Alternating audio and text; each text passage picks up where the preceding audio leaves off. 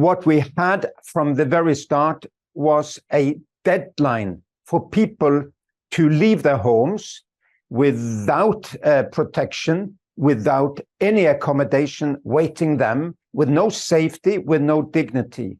That's why we call this forcible transfer, not a humanitarian evacuation, a forcible transfer of people, and that is a violation of international law.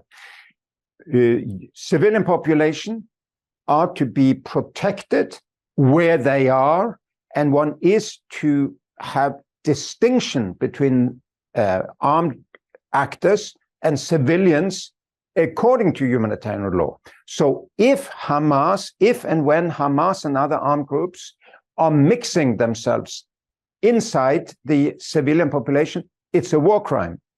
But if Israel is attacking civilians that are close to these armed groups, it's also a war crime. It's indiscriminate. We see a lot of violations of humanitarian law on both sides. There has to be accountability for what's happening here. Too many dead children now on both sides. Israeli children and civilians were killed on the 7th of October, and since then, thousands of Palestinian children have been killed in what seems to be an indiscriminate warfare on a densely populated area where people are trapped in a Gaza that is under siege.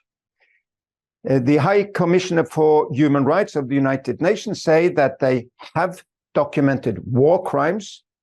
There is investigations. I hope there will be accountability. But of course, today, all our energy has to go towards having a humanitarian ceasefire for all of Gaza, so we can protect the civilian population and we can get access for our aid. Norwegian Refugee Council, we are in Gaza with 54 relief workers. We're unable to provide meaningful relief now because we have no supplies and we have no security for our aid workers.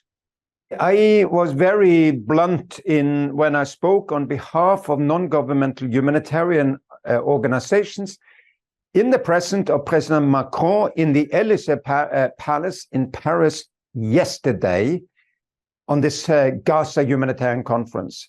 And we were very clear. Those who are not supporting a humanitarian ceasefire now, those who are not supporting a lifting of the siege on Gaza now, those who are not supporting the call for a release of the Israeli hostages taken by Hamas and Islamic Jihad, they will have the verdict of history, really.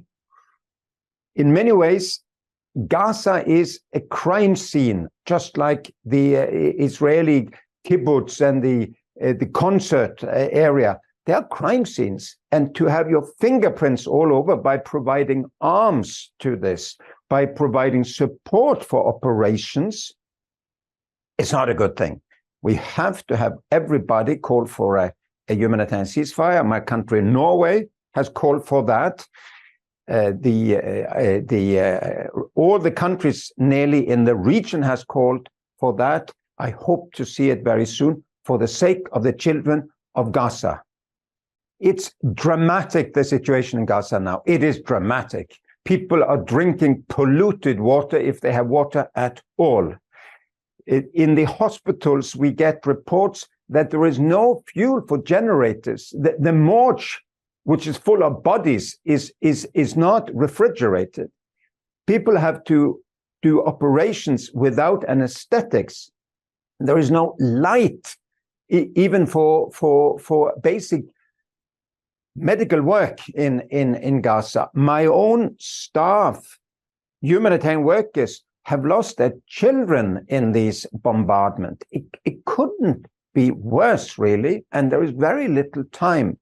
So I urge all of the countries that have influence on Israel and all countries that will have influence on the armed groups in Gaza, Hamas and Islamic Jihad and others, to to get a ceasefire, to get the release of the hostages, to get some sanity in this senseless madness which is killing so many innocent children.